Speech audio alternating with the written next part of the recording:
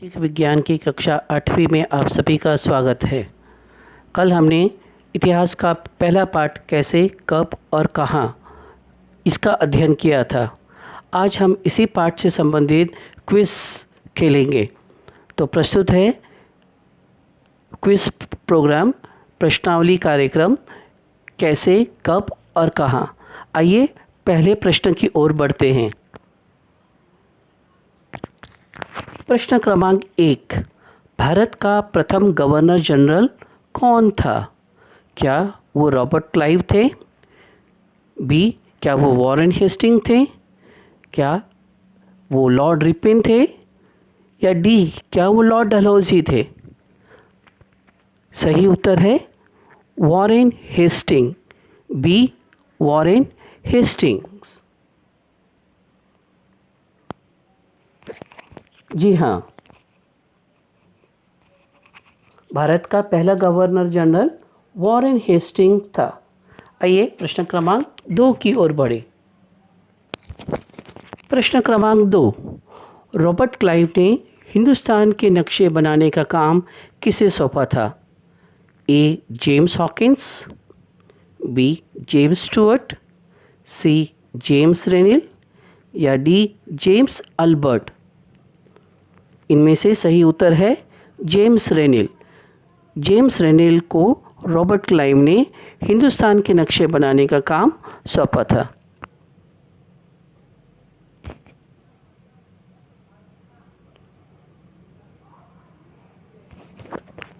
प्रश्न क्रमांक 3, दस्तावेजों की प्रतिलिपियां कौन बनाते थे? ऑप्शन है आपके, ए, क्लर्क, बी, गवर्नर, सी, पंडित अथवा डी, खुशनवीस। दस्तावेजों की प्रतिलिपियां डी, खुशनवीस बनाते थे।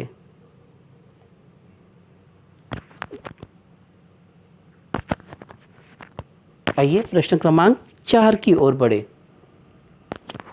प्रश्न क्रमांक 4, 19वीं शताब्दी के अंत तक भारत में जनगणना हर कितने वर्ष के बाद होने लगी?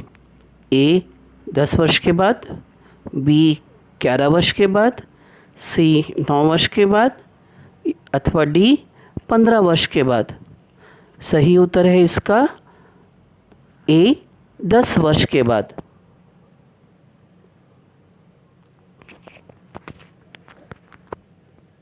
प्रश्न क्रमांक 5, जेम्स मिल कौन थे?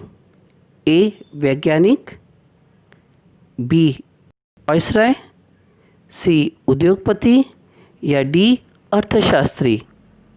जेम्स मिल एक अर्थशास्त्री थे। सही उत्तर है इसका डी, अर्थशास्त्री।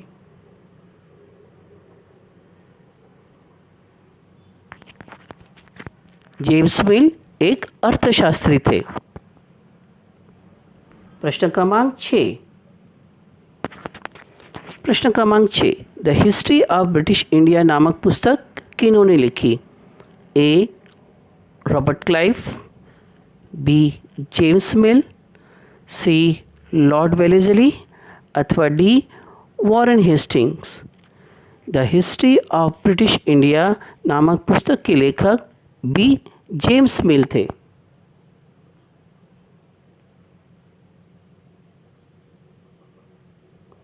प्रश्न क्रमांक 7 की ओर बढ़े। प्रश्न क्रमांक 7, ये चित्र संबंधी प्रश्न है। इस चित्र को गौर से देखिए। इसमें भारतीय पंडित किसे अपने पवित्र वेद ग्रंथ सौंप रहे हैं? ए, ब्रिटेनिया, बी, जर्मेनिया, सी, सिकंदर या डी, पोरस। सही उत्तर है इनमें ए, ब्रिटेनिया।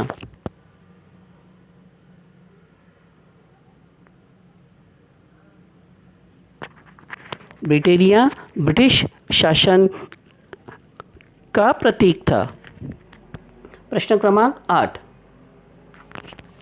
विश्व में विज्ञापनों की औपचारिक शुरुआत कब से हुई थी? ए, 1718, बी, 1850, सी, 1922 या डी, 1947। विश्व में विज्ञापनों की औपचारिक शुरुआत 1922 में हुई। तो सही ऑप्शन है आपका सी 1922।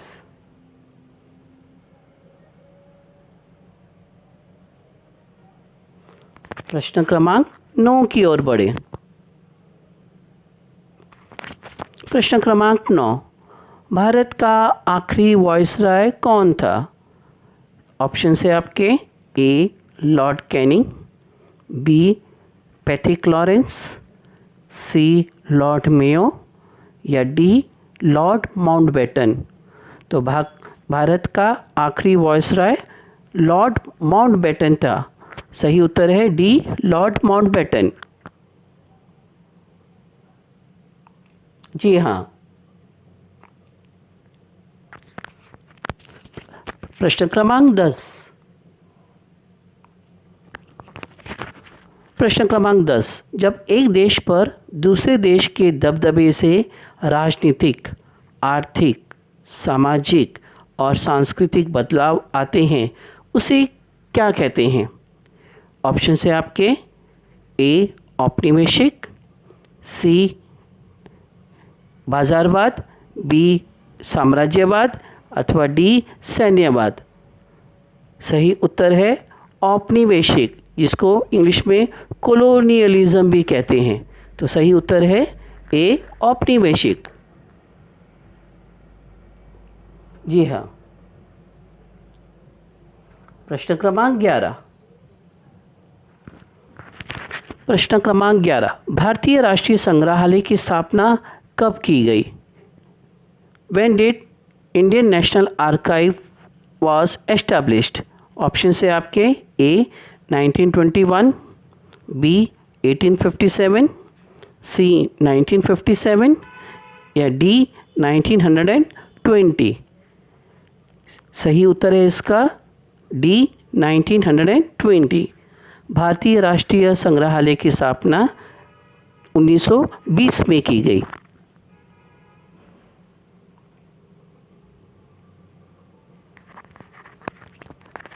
प्रश्न क्रमांक 12 की ओर बढ़े। प्रश्न क्रमांक 12, ये एक चित्र संबंधी प्रश्न है। भारतीय संविधान पुस्तिका के खुशनवीस का क्या नाम है? Who is the calligrapher of the Indian constitution book? A Rabindranath Tagore, B B R Ambedkar, C Prem Behari Raizada या डी मुंशी प्रेमचंद।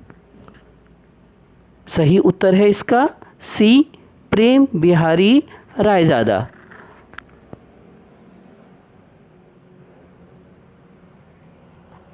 भारतीय संविधान पुस्तिका के खुशनवीस प्रेम बिहारी रायजादा थे, जो कि शांति निकेतन के विद्यार्थी थे। जो रविंद्रनाथ टैगोर के साथ उन्होंने शांति निकेतन में विद्या अर्जित की। प्रश्न क्रमांक 13, भारत में सर्वप्रथम अनौपचारिक जनगणना किस गवर्नर ने करवाई? ऑप्शन है आपके A Lord Wellesley, B Lord Ripon, C Lord Cornwallis या डी हेनरी वॉल्टर। सही उत्तर है आपका डी हेनरी वॉल्टर। भारत में सर्वप्रथम अनौपचारिक जनगणना हेनरी वॉल्टर ने करवाई।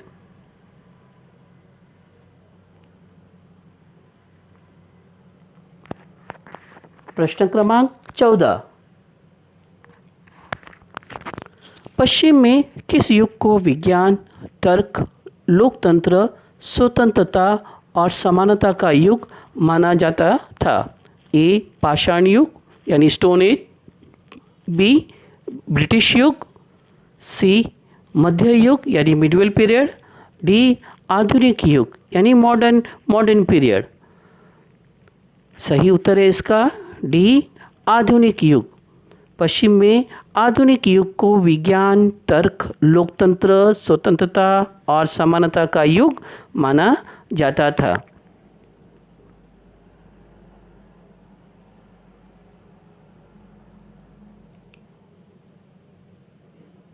प्रश्न क्रमांक 15,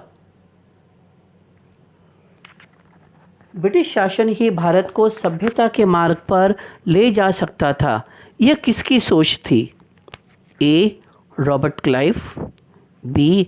Warren Hastings, C. Lord Dalhousie अथवा डी. James Mill. सही उत्तर है D. James Mill. James Mill ने ही कहा था कि ब्रिटिश शासन ही भारत को सभ्यता के मार्ग पर ले जा सकता था, और उन्होंने ही भारतीय इतिहास को 3 भागों में बांटा: हिंदू युग, मुस्लिम युग और ब्रिटिश युग। आइए प्रश्न क्रमांक 16 की ओर बढ़े। प्रश्न क्रमांक 16, किस स्रोतों से हमें समझने में मदद मिलती है कि नए उत्पादों के लिए बाजार कैसे तैयार हुए? ए. सरकारी रिकॉर्ड्स, बी. चलचित्र, सी. अखबार अथवा डी. विज्ञापन। सही उत्तर है विज्ञापन, यानी एडवर्टीजमेंट। एडवर्टीजमेंट से ही हमें समझने में मदद मिलती है कि नए उत्पादों के लिए बाजार कैसे तैयार हुए।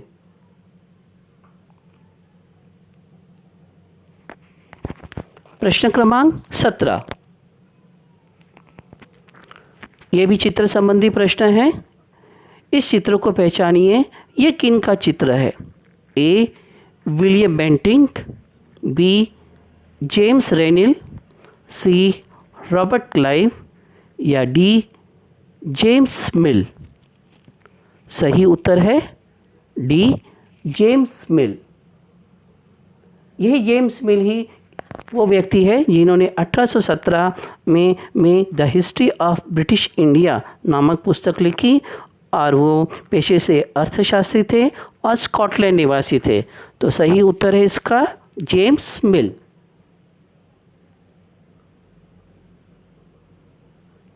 इस प्रश्न मंजूषा का आखिरी प्रश्न, ईस्ट इंडिया कंपनी सूरत बंदरगाह कब पहुंची? आपके 4 ऑप्शन हैं। ए. 1774, बी. 1498, सी. 1797 या डी. 1608। सही उत्तर है डी. 1608। 1608 ईस्वी में ईस्ट इंडिया कंपनी सूरत बंदरगाह पहुंची। इस तरह से हमारी प्रश्न मंजूषा समाप्त हुई।